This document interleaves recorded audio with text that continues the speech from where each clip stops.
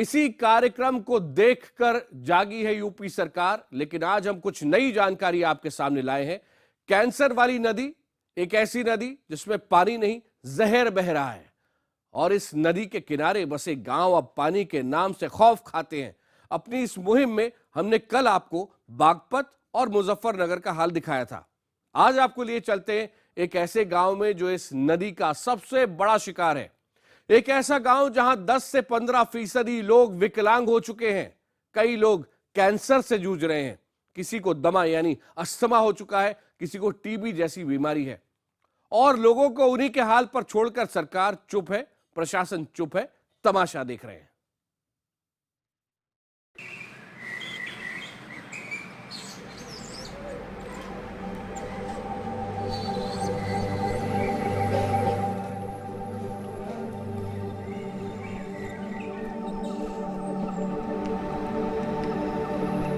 बागपत पश्चिमी उत्तर प्रदेश का बड़ा शहर।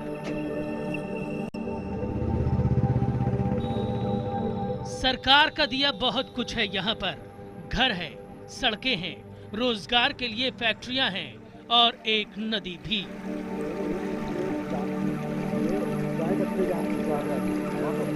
बस यहीं से सरकार की मेहरबानियां खत्म होती हैं और यहीं से शुरू होती है इस नदी की कारस्तानियां।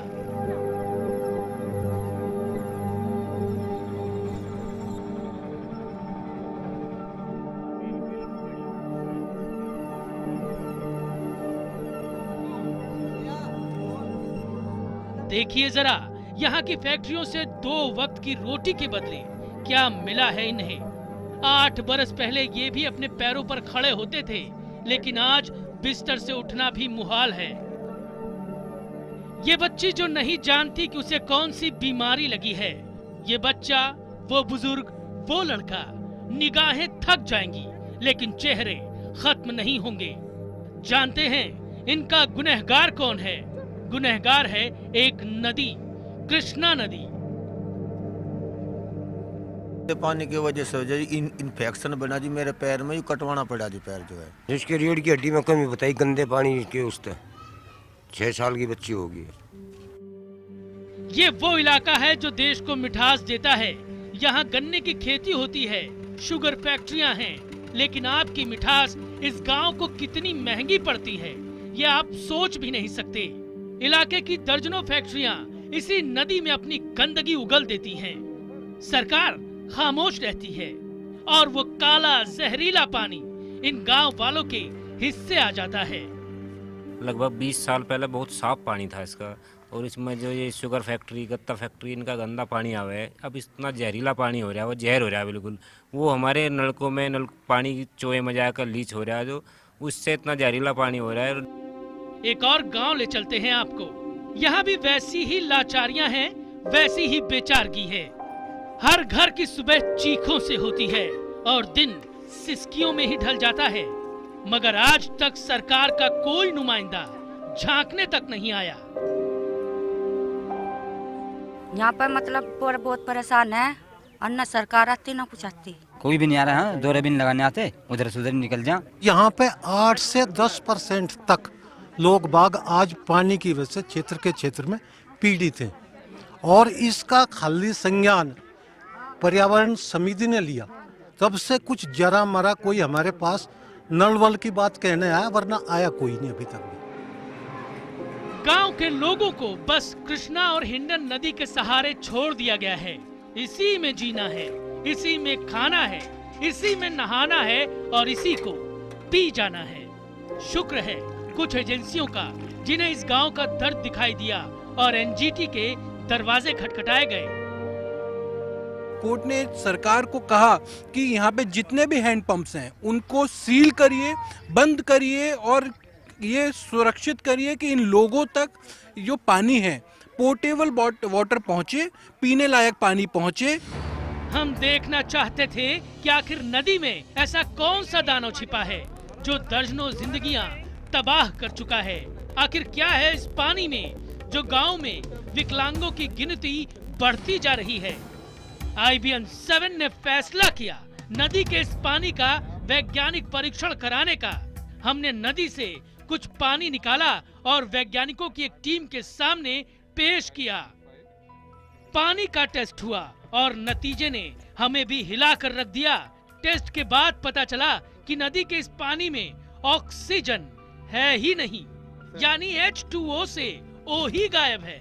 मतलब नदी में जो बह रहा है वो पानी नहीं, एक तरह का तेजाब है।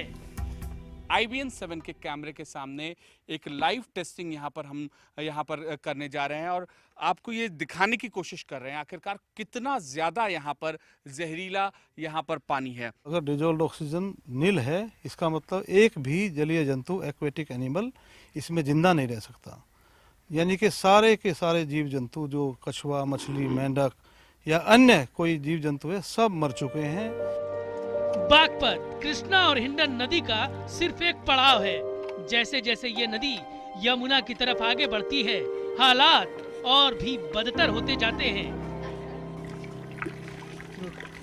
सरकारी इंतजाम के नाम पर ये पानी है, जो ये पानी कुछ ही दूर पर एक सरकारी नल से आता है, लेकिन हैरानी की बात है कि वहां पर जो पानी है वो ग्राउंड वाटर है, जो कि इसी इलाके का है। मतलब साफ है कि इलाके के लोग इसी इलाके का गंदा पानी पीने को मजबूर हैं और उनके स्वास्थ्य पर प्रतिकूल असर जो पड़ रहा है वो लगातार पड़ना उसका जारी है।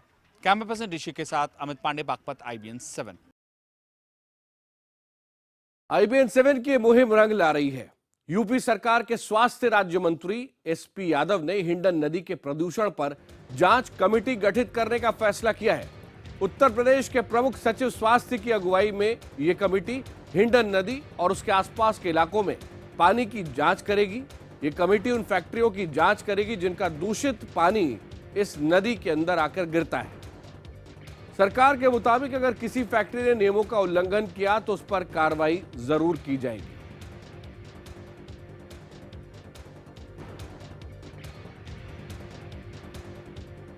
कैंसर की बीमारियां के बारे में जिक्र किया गया है, तो उसके लिए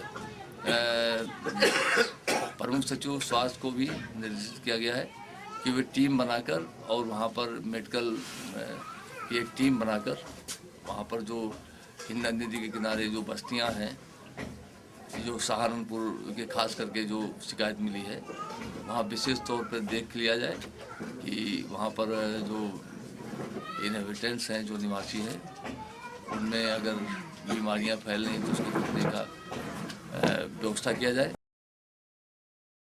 ये कार्यक्रम देखने के बाद बीजेपी ने भी सरकार से मांग की है कि पानी के कारण परेशान हजारों लोगों को राहत देने के लिए सरकार जल्द से जल्द कदम उठाए।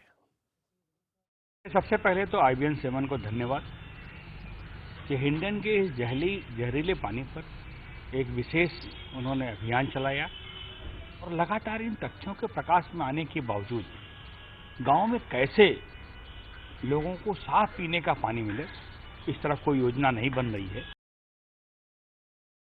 और कांग्रेस ने भी पीड़ित लोगों के इस हाल के लिए राज्य सरकार को जिम्मेदार ठहराते हुए तुरंत कार्रवाई करने की मांग की है। बहुत सारे महोत्सव में करोड़ों रुपया खर्च कर देती है सरकारें, मगर गंगा या बहुत सारी नदियों पर ध्यान न दे। हमारी सरकार से मांगे कि जांच कराकर फौरी तौर पर जो लोग जिम्मेदार हैं उन पर कार्रवाई होनी चाहिए।